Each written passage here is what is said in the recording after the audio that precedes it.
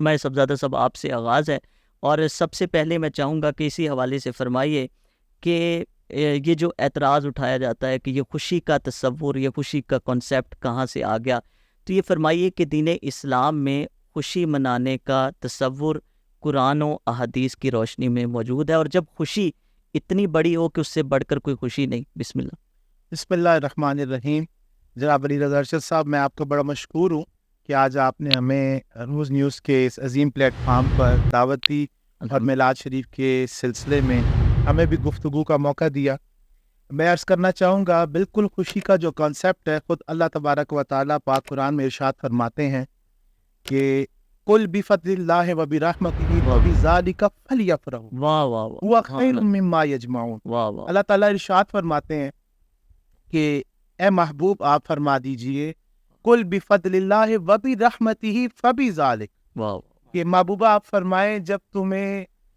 اللہ کا فضل ملے، ہاں ہاں ہاں، اللہ کی رحمت ملے تو سبحان فلیفرحوا،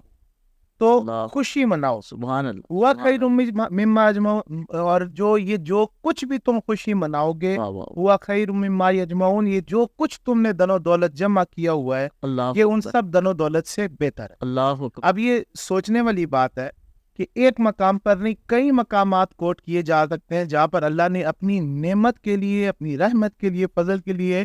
شکر کا بھی کہا ہے، خوشی کا بھی کہا ہے، سبحان اللہ، اور چرچے کا بھی کہا ہے۔ واہ جیسا کہ ایک آیت مبارکہ ہے کہ وَأَمَّا بِنِعْمَةِ رَبِّكَ فَحَدِّثْ، واہ واہ واہ، یہاں بھی یہی اللہ تعالیٰ ارشاد سبحان فرماتے ہیں کہ جب تمہیں اپنے رب کی طرف سے کوئی نعمت ملے تو اس کا خوب چرچا کر۔ واہ واہ واہ، اور یہ جو میلاد مبارک ہے بالخصوص، سبحان اللہ، اس میں جو آیت پاک میں نے آپ کی خدمت میں عرض کی ہے، ویسے تو اللہ کی کوئی بھی رحمت ملے، کوئی بھی فضل ملے تو انسان کو خوشی ہوتی ہے، واہ، وہ اولاد کی صورت میں ہو، مال کی صورت میں ہو، گھر بار کی صورت بے میں شک ہو، ایسے ہی بجا، تو انسان کو خوشی ملتی ہے۔ اور یہاں جو فل یا فرح میں لفظ فرح ہے، واہ فرح کا معنی کیا ہے کہ جب انسان کو کوئی خوشی ملے تو دل میں جو لذت پیدا ہوتی واہ واہ ہے اس واہ، کو فرح کہا جاتا ہے۔ سبحان اللہ، اور یہ جتنی خوشیاں، جتنی رحمت، جتنا فضل ہے، یہ سارا یہ وہ ہے ہی حضور کے واہ صدقے۔ واہ، سبحان اور بالخصوص بس ایک نقطہ یہ ایڈ کرنا چاہتا ہوں کہ اگر آپ مفسرین اور علماء کاملین کی خدمت میں اگر جائیں تو وہاں بھی اس آیت پاک کی تفسیر میں چند حقائق ہیں، واہ، جن میں حضرت عبداللہ ابن عباس رضی اللہ تعالیٰ عنہما اور حضرت قتادہ رضی اللہ تعالیٰ عنہ، بہت اچھے، یہ آپ کے اقوال آپ کو ہر تفسیر میں نظر آئیں گے کہ جس میں وہ سر فہرست کہتے نظر آتے ہیں سبحان اللہ، کہ اس آیت میں فضل سے مراد قرآن ہے واہ واہ واہ، اور رحمت سے مراد حضور جناب رسول اللہ صلی صلی اللہ اللہ علیہ علیہ وسلم، وسلم۔ سبحان اللہ، اگر آپ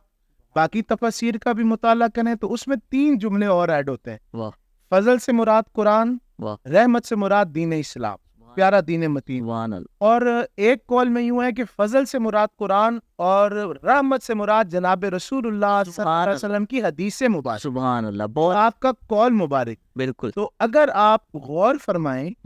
تو 4 باتیں ہوئی، بالکل ٹھیک، پہلی قرآن، واہ، دوسرا اسلام،